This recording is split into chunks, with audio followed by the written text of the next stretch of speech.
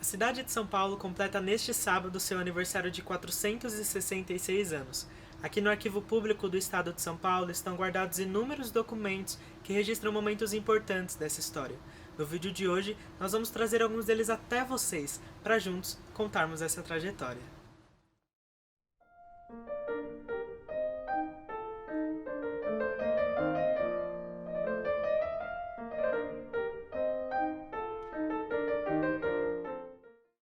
Tudo começou no ano de 1554, quando um grupo de jesuítas fundou um colégio para catequização na região chamada Piratininga. O nome São Paulo veio de uma celebração da Igreja Católica, a conversão do apóstolo Paulo de Tarso, comemorada em 25 de janeiro, conforme declarou José de Anchieta.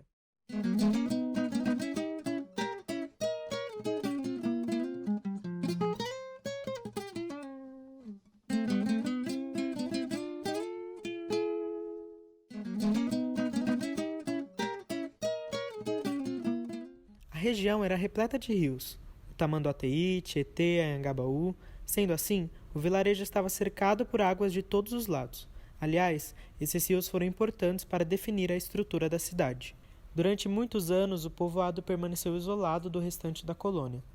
É aí que se inicia a atuação dos bandeirantes em busca de riquezas.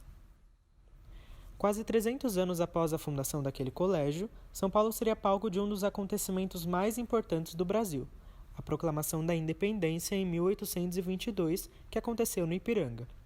Após isso, as coisas começariam a mudar por aqui. Por ser o berço da independência, o status da cidade aumentou, e foi aí que o povoado começou a vivenciar um crescimento populacional e econômico. As fazendas de café tiveram um papel importante nessa época.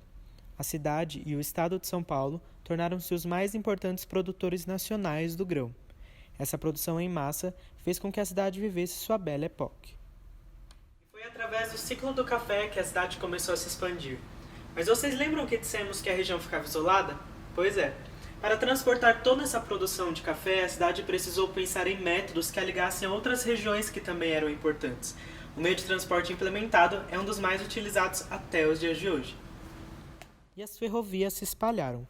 Os trens e trilhos eram responsáveis por escoar as safras de café do interior para o litoral, para assim serem exportadas. Aliás, o auge do período do café foi a inauguração da segunda Estação da Luz, um marco ferroviário. A cidade que antes estava isolada, agora se ligava a várias regiões. Gente de todos os lugares estavam chegando. Cada vez mais estrangeiros apareciam acreditando nas farturas do café, tornando os bairros cada vez maiores. Esses bairros, porém, ainda estavam concentrados no centro da cidade. Pode parecer estranho ver a cidade assim, sem prédios, mas foi só em 1929 que o primeiro arranha-céu começaria a ser construído, o edifício Martinelli, na região do Anhangabaú. Desde então, prédios, casarões e comércios dos mais diversos começam a encher essa região central, aumentando o faturamento da cidade e dando o apelido tão conhecido, Selva de Pedra. Pontos importantes como a Avenida Paulista e o Teatro Municipal são inaugurados. Eles mostravam, através de suas construções luxuosas, a presença marcante e influente da elite cafeeira nas decisões da região. Você consegue notar a influência europeia? Aliás, o Teatro Municipal de São Paulo foi palco da Semana de Arte Moderna de 1922, um dos eventos culturais mais importantes do país. A Avenida Paulista tornaria-se anos mais tarde, na década de 50 até 80, o principal centro econômico e cultural do Brasil, abrigando museus importantes, como o Museu de Arte de São Paulo, o MASP.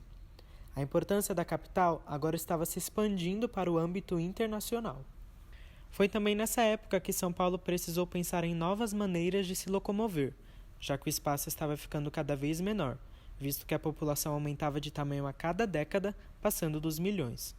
Avenidas importantes, viadutos e elevados começam a tomar conta da região que já não comportava mais gente. Nessa época, um plano de construção de avenidas foi lançado pela administração da cidade. E o auge do desenvolvimento foi quando já não havia mais espaço na superfície para locomoção. O que restou foi começar a usar um meio de transporte que já estava sendo utilizado por países vizinhos. A inauguração do metrô de São Paulo aconteceu em 1968, com a promessa de que os congestionamentos seriam solucionados. Ninguém imaginava o tamanho do crescimento que a cidade sofreria. Em menos de 300 anos desde a independência, São Paulo passou de um vilarejo à maior metrópole da América do Sul. É fato que o espaço é pequeno para tantas pessoas, afinal são mais de 12 milhões de habitantes, mas a história dessa cidade tem esse poder de atrair cada vez mais gente.